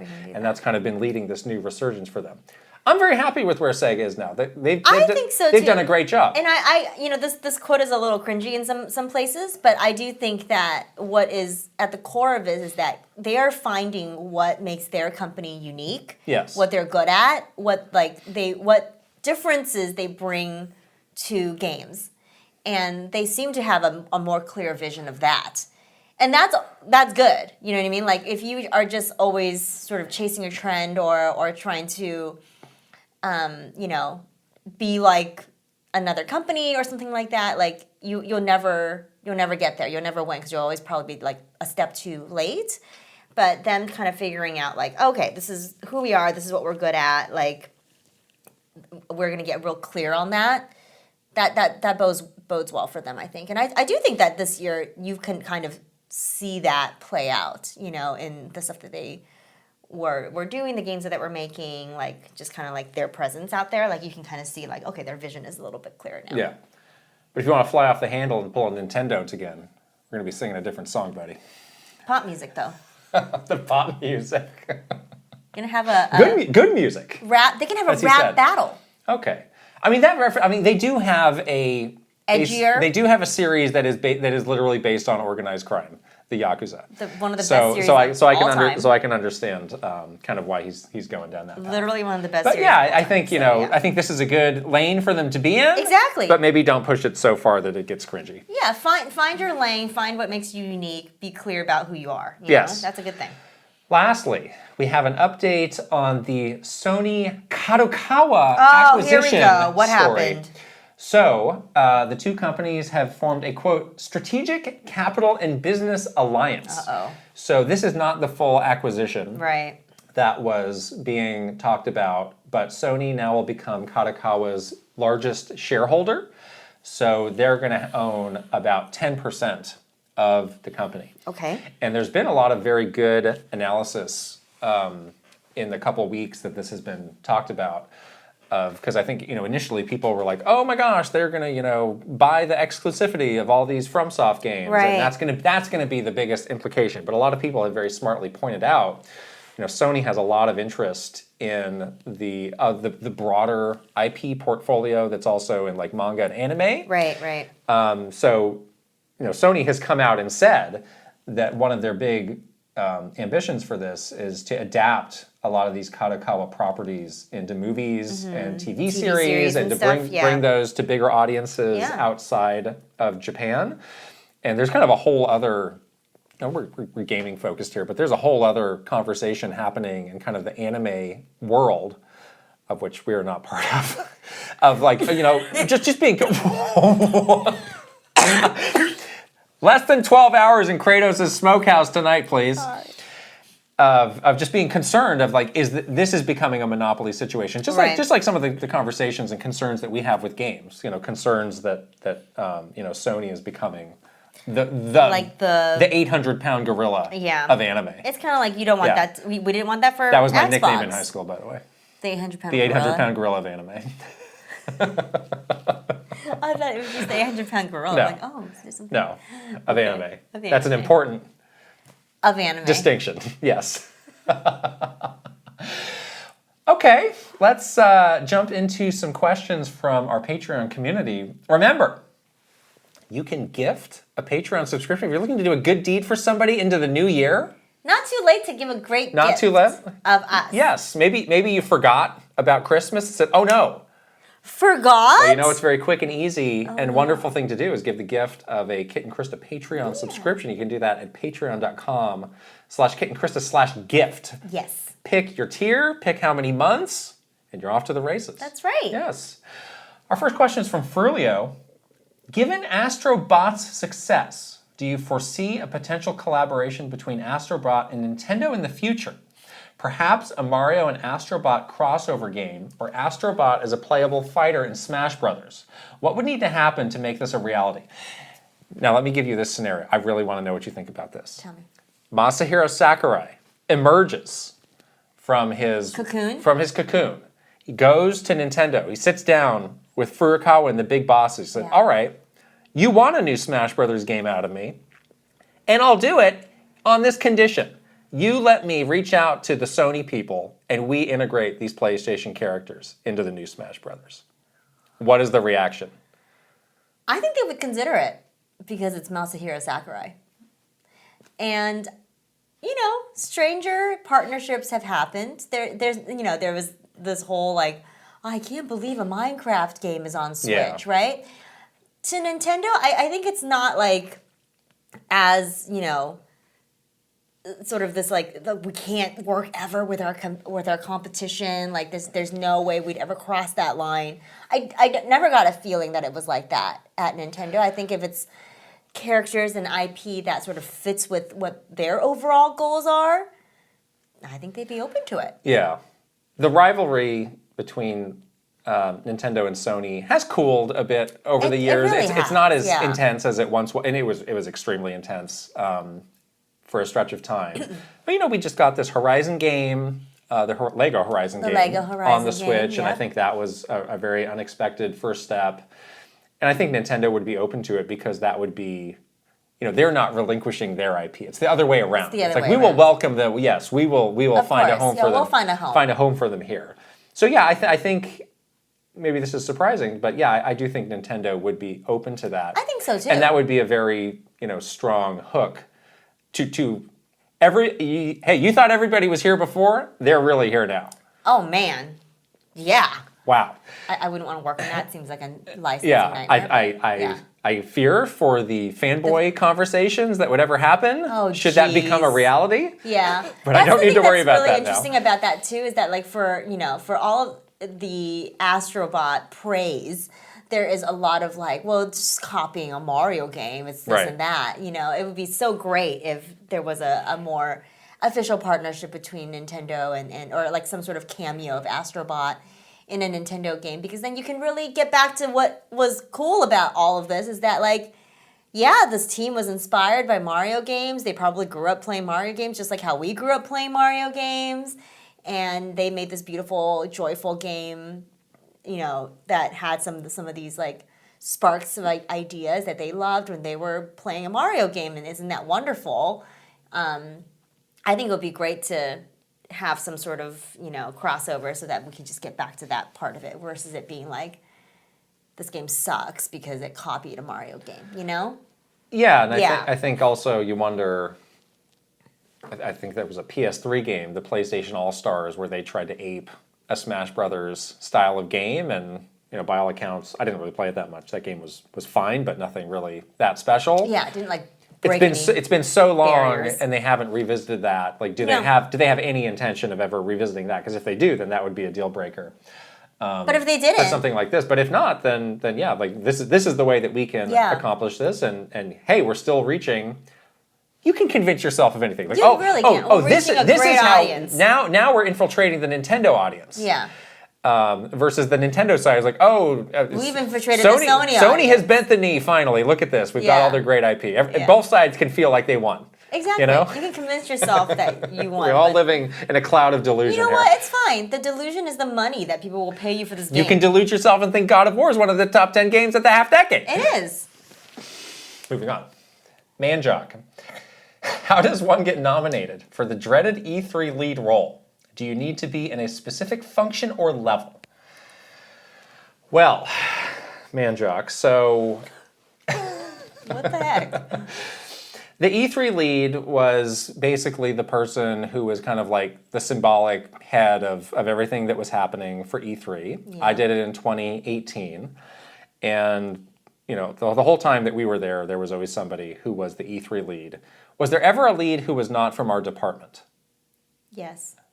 Yes, in a rare occasion, there were a few people who were not from our department. For the most part, it was like 90% all people from the communications team, which we came from. And I think kind of the thinking of that was like, well, it's a communications-driven show. It's driven by all these big announcements. And also, like, I think our team was just in the rhythm of working with other teams, working with Japan, maybe more so than some of these other teams. Cross-functional. Cross-functional, yes. So we were often the ones who were tapped to do it. I feel like the communications team was like 50% a communications team and 50% like a project manager. Yes. And so you really do needed both those skill sets to do that job of the E3 lead. So that's probably why most of the time that it was like kind of like somebody from our team that did it. Right. No, but as far as like how people got picked, there were some interesting sort of quirks to that because it was a job that nobody wanted to do. To be well, that's not true. There were some people that did want to do the job because they had the perception, and this is a true perception. So it was like, yes, this makes sense. That like if you did it, then you would be it would help your career. It's like volunteering to jump into a volcano to save the village. Yeah, something exactly. Like that. But it's one of those things. Is like, oh, you jumped into the volcano. You're going to get promoted to the village chief next year. But it did become this weird like make or break thing for people who were on the cusp of whatever the next thing was in their career. Because there were people who did it, did a good job, and ended up moving up in their career. There were people who did a fine job, did not get that move, and then ended up leaving the company. There are people that did a bad job and there are people who did a bad job, and that was that. So, yeah, like that's kind of probably how I got tapped was because I was on a similar kind of cusp. And there's always this interesting thing of like, by that point, you have done a lot of work. You have hopefully done enough to show what you're capable of, how you work with different people, what kind of fit you are with the company, and so on. But people always wanted this like final exam kind of thing. It definitely had a final feel test to it. Of like, let's put you in this really a little bit of a Hunger Games, this really challenging position, and see if you can sink or swim. There. It really did have that feeling. Final test. And my year, I was kind of a last second swap in for somebody else, which made it all the more challenging. But it ended up being fine. It was just like I forgot about that. It's just like basically like you're working, a 12 to 16 hour day for several months. Like 4 months. 7 days a week. And it's just a lot of meetings. Right. Like you just have to stay on top of things. That's what that job entails. That job is all about knowing the information and who to tell it to. Right. That is literally that job. It's pretty like self-explanatory, but it's just a lot of information. It's like a fire hose of information coming at you. So you just have to like be able to take it, Yeah, exactly.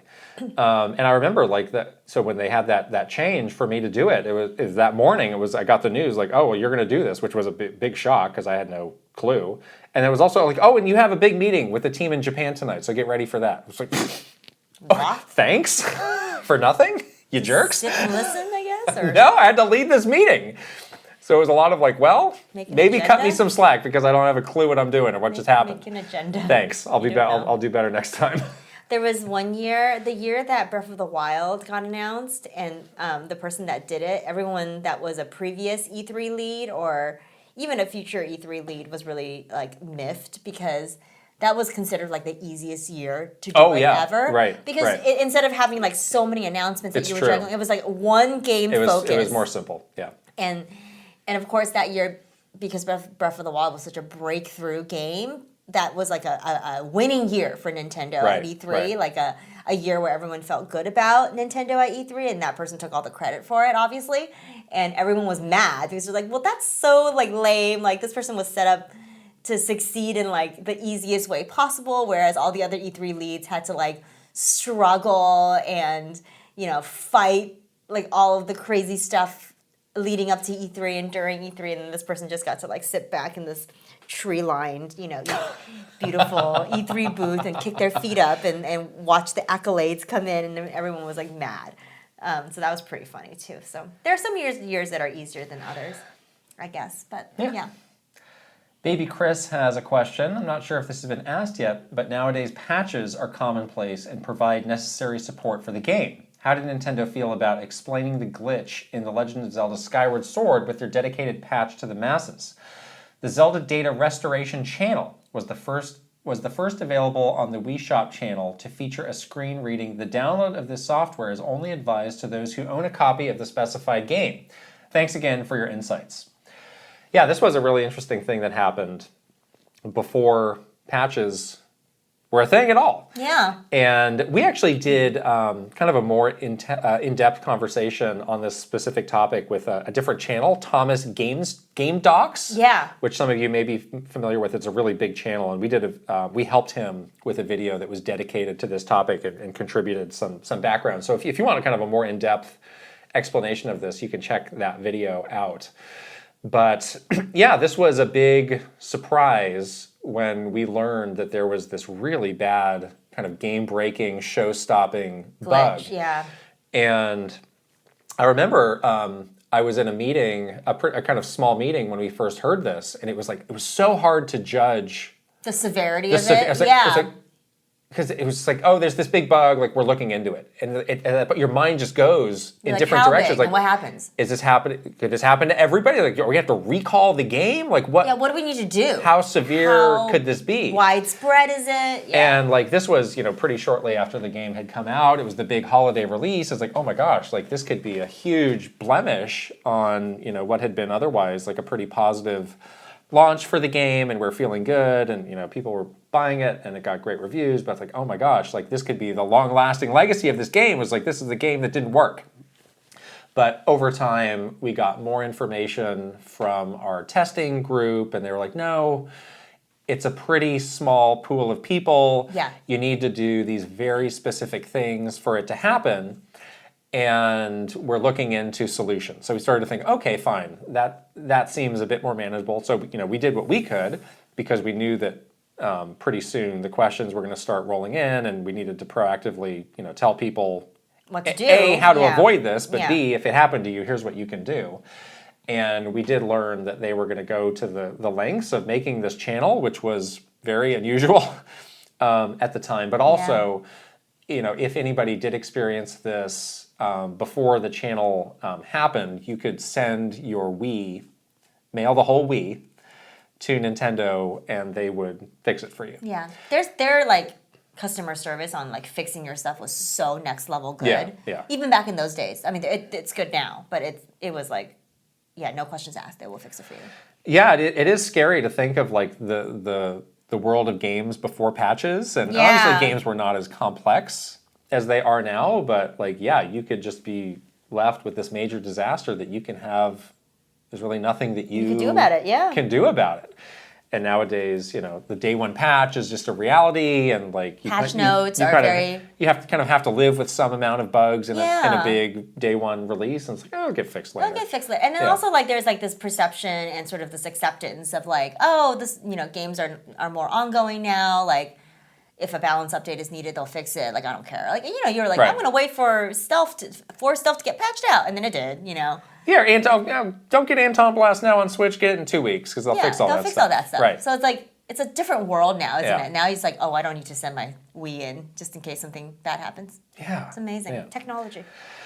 Ninja11 asks, you have shared a lot of stories about doing press conferences and prepping leadership for them with answers to predicted questions and non-answers to questions you don't want to answer. But was there ever a question that came out of left field that you or the person you were prepping had no answer or no answer ready for? How'd you handle that, or did you have a way to always prepare for the unexpected? Thank you for your insight. Well, I guess there's even a prep for that, which is if you get a question out of left field that you definitely can't answer. The prep for that is this technique called bridging, where you basically will have some sort of segue to get you out of answering that question. It's like, I can't talk about that. They'd be like, well, that's an interesting topic, but it does remind me of this. Yeah. And then you talk move about back to something the thing that you are able to talk about. So it's a non-answer, but it does feel like you have at least said more than just I don't know, or I can't talk about this. Or you have a deer in headlights. Or I'm freaked out. Yeah, and we used to do this media training stuff with our leadership and ourselves too, where somebody would come in to do just that. They would ask you all sorts of nutty questions out of left field just to try to trip you up. And you would practice that technique of very smoothly bridging away from it. It's actually a really good thing to practice. And it helped us a whole lot when we did like interviews because there's absolutely like crazy questions that you're not allowed to talk about or you're not like off. Like sometimes I'll get asked questions that would be like meant for a Reggie, you know? Like I couldn't answer that question. There are certain people who are suited for certain questions. Yeah, like I cannot answer a question about like the financial whatever of the company. Like that. I'm here to talk about like Breath of the Wild. Right. Like I can't answer that question. So you would have to like bridge away for it. Yeah. Not just like, and Reggie doesn't want to answer other questions too, you know. So you have that kind of stuff. You have to be able to think on your feet in that kind of situation because like they can almost, it's like a dog. They can smell the fear. They can tell like by the way you're reacting to the question, like I got them. Now. I got him here. Yeah. The other thing that I learned that I only actually learned about myself when someone was recording me during one of these like prep sessions is you have these like nonverbal tells. Again, this is where you can become a very good poker player if you have a good poker face. But like sometimes when someone's asking you a question that you're not supposed to answer, because you're like a human, you're like nodding along. Just slack-jawed. Or you could look like in your face or your eyes or your face can give away, you know, like whatever emotion. But like something that humans do is when someone is talking to you as a way to engage, you're doing it right now, you nod at them. Yeah. So like shouldn't do that though. You shouldn't do that because people are like, oh, like you agree with this. You'd be like, I'll do it too. It's like, so the Switch is a total failure and it absolutely bombed and everybody hates it. Well, you just nodded to that, so it must be right. Yeah, you're trying to nod by saying, I'm engaged with you. I'm trying to progress the conversation. Yeah. Yeah. But you have to just still your head. Shake it the other way. Nope. No. This is why, we had this year on Stephen Totillo and Jason Schreier, and that's why they were so feared among the people at Nintendo was like they were really skilled at seeing through the non-answers and would press until they got an answer to the question that they actually asked. Right. Most people, if you do a bridge move, like it's enough. It's like, okay, you answered the question. Let's just move on to the next one. Where it's like, well, let's go back to that because it seems you didn't actually answer that. And that can be a very stressful conversation, like something Reggie's equipped to deal with. Like it takes a very high-level, skilled, experienced spokesperson to be able to do it. To do that, when somebody is pressing on what you know is like a weak point. Because then you can break. Yeah. And then you will say the thing that you're not supposed to say. Because you'll just relent. Yeah. There was also the fun thing that we've talked about of like when we were coming up with the questions, and then like that's a bad question. It's like, no, just because you deleted off because you don't want to get it asked doesn't mean it's a bad question. Right. It's like, let's delete this question. And it's like a super, like, literal head in the sand this is a head in the sand moment. It's like, no, we need to have an answer to this because you're going to get asked. And just because you deleted it off the document doesn't mean you deleted it off the minds of people. That's not how that works, you see? Yeah. So that was always hilarious to me. Like, if you don't want to be prepared, that's fine with me. I'm just trying to prepare you. I always really liked writing those I love Q&A writing documents. those Q&A Those were really docs. fun. Yeah. I like doing the media training too. Really? I think it's helpful. Okay. Like you always feel better after. Even it's nerve-wracking going into it because you know you're going to get grilled. But then after you come out of it, you're like, I feel ready for these. So would you say cutting Baldur's Gate 3 off the top games of the half decade was a train wreck, Krysta? Well, that reminds me of how great God of War Ragnarok is. And what a wonderful top thing that makes the top 10 list. Don't you just love Atreus? Especially when he's 15 years old, don't we all? Back to the Sweat Lodge, here we go. Last question is from M. Mazer. Hi, Kate and Krysta, how would you envision a Splatoon spin-off game? Most Nintendo franchises get a spin-off game eventually to varying degrees of success, but I'm curious what else you could do with Splatoon. A tactical RPG, a dating sim, an edutainment game. Oh, dating sim. That's weird. Let's see, Splatoon spin-off, maybe a platformer? Oh. 3D platformer. Oh my gosh.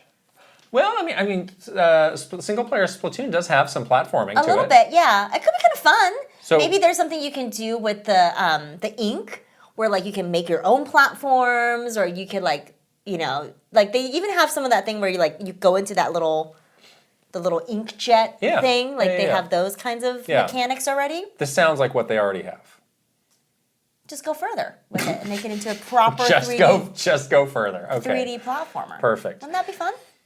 I'm typically on the side of we need less lore in some of these games, but Splatoon is the series where I'm actually interested in getting more. I think what they have is really interesting, and world building is pretty cool. I think they have started from the right place. Like they kind of had this in mind, and have been just kind of layering on and on and on. Yeah. The more we go, so I think various types of RPGs could be really interesting. I think the tactical RPG, because there is that strategy aspect to traditional Splatoon, turning that into some sort of a turn-based thing, or even just like a more traditional kind of like JRPG style could be really interesting.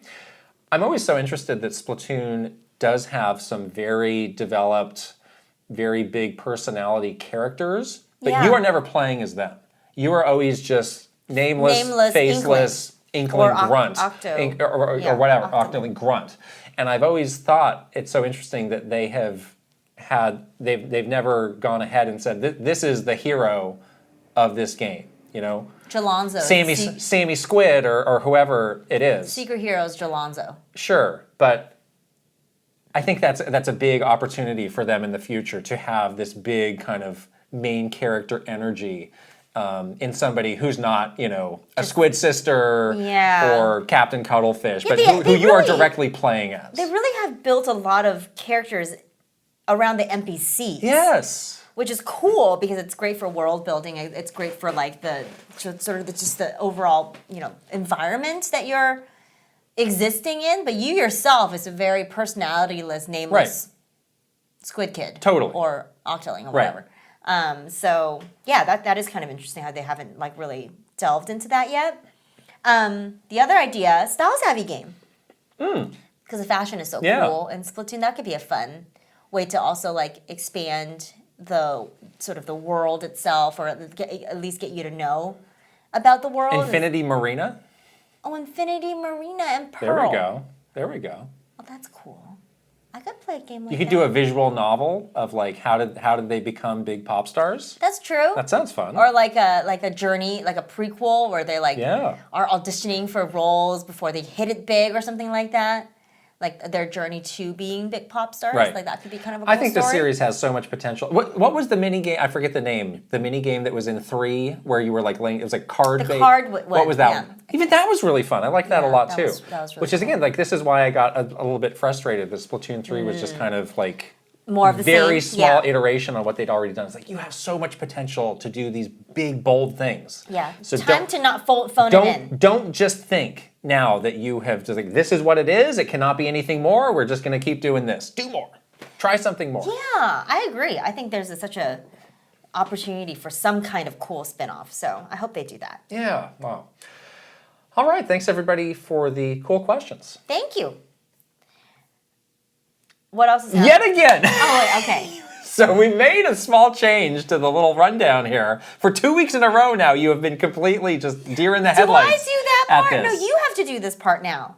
No. Yes, because I have to do the next part. You have always done that. All right, fine. Fine, I'll do it. I'll do it all myself. Don't forget to subscribe on Patreon. Patreon.com/Kit and Krysta. We got all sorts of tiers, all sorts of great stuff. Early access, exclusive content, hang out with us, you name it, we got it all there. See, I can do it. Okay, we are also on the socials. We're on Twitter, Instagram, TikTok, Facebook, YouTube, Blue Sky, and Threads. Yes, and if you're watching this podcast on video, you can go ahead and subscribe. Leave us a thumbs up and a written comment if you please.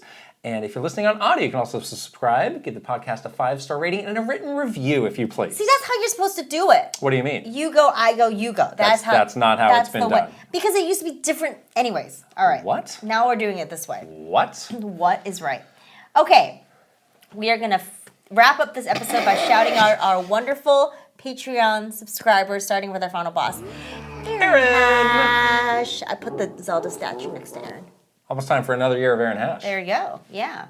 Superstars. Ben Eichhorn. Myra Mayhem. Eigenverse. Kiss My Flapjack. Mike Chin. Roy Eschke. Switching it up _ VGM Life. Link, the hero of wins. Angela Bycroft and her pig Molly. Thomas O'Rourke. Kyle LaBeouf. Roberto Nieves. Frederick Ulf Conradson. Andrew Uhas. Chili. Simon. Crashuri. Master Discord. Ash.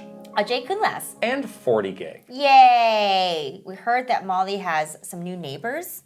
A rivalry? No, I think more so like new friends. Okay. They're baby cows. Excellent. Can you believe that? What an idyllic world I love it. Molly and Angela live in. It's wonderful. One Up Club, Aaron Burgundy, Add Cool 2000, Ali Alejandro, Aristu, Astrodev, Awesome 46, Axel, Bates, Ben GB, Big N Gamer with a Y, Brandon Cavapil, Brent Dennison, Brovac Novak, Bruce Dash, Bucky Flores, Cameron, Shadir, Chelly Squirrel, Crispy Saurus, Christopher Lay, Captain Alex, C Roper 17, Dallas E, Dachshund, Devi P, Doinko, Dre, Eccentric Tony, Eka Ladair, Elite Peach, Esparts 50, Fart Priest 69, Furbound, Fernie and Jess Forever, Fox Deploy, Funky Han, Garth the Wolf, Gartooth, Guilty Phoenix 42, Handheld Gamer, Happy Sloth, I May Have Made a Mistake, Iris Marin, Jay Rando, Jack Hovey, Jeffrey Hernandez, Joe Encarnacion, Jonathan Rowe, Jordan Collette, Jordan Hemerly, Joshua Clements, Juji Fruit, Justin Lemminger, J.W. Banks, Kawa 2796, Keith Kwan, Kevin Delane, Kilo Kibo, Christopia Party With Me, Kyle Gamer Berry Rookie, Kyle Kretzer, Lazy Cat for Coffee, Lex, Link 9898, Low Mikey, Lit, Luigi 53, Luna B, Lynn, M1 IMAT, Macho Potato, Mad Dog 5981, Magnificent Easy G plus Callie Marie, Mario Man 392, Mark, Marky Man 64, Maverick Nate, Mecha Dragon 101, Megan, May plus Leon, Michael Wan, Mikey, Mr. Ryan 07, Motomania, Mr. Andy Pond, Mr. Beans and Dip, MSN Poke Gamer, Mytran, Nasir, Naif E, Ninja 11, Noah-san, Pangy, Patrice Millette, Paul, Paul Gale Network, Prime Factor, Prince Charmless, Funky, Reaver, Raintech, Random Bystander here, Record Rumble, Ryuji Utsuhu Okou, Rob M, Rob O, Romsky 113, Rocks, Ryanetta, Sharif Jackson, Shinryu, Schmiggles, Slowbro, Snazzle, Spacey Boo, Spicy Munchkin, Steel Citrone, Pseudo Priest, Tails of Link, Tandem, Tay 120 and 64, Teal Fox 64, The Keggers, The Shark Among Men, Thomas Alvarez, Three Rivers, Timmy V, Torcheeks, Totally Joette, Travis Torline, Trijowie, Tugs Puppy Bear, Tusku, Tyler Geis, Uncle Jungle, Video Games Stupid, Vich Michter, Viridian, VirtualBot, Voyager 007, WG Grizzy, YU, Wicked Davy, Zelgoroth, Zapiati, Zero Link, and Zroid. We had a great meetup playing Mario Party, and WG Grizzy schooled us. Oh, he was not in my room. He was in my room, and he schooled He dominated? us. He dominated, and I was like, and he kept saying, "This is the first time I've played this game." I'm like, "You Really? No, I don't know. I feel like we were getting hustled. We're getting Mario Street Kart. hustled. We're getting street hustled and Oh no. decathlon. Oh no.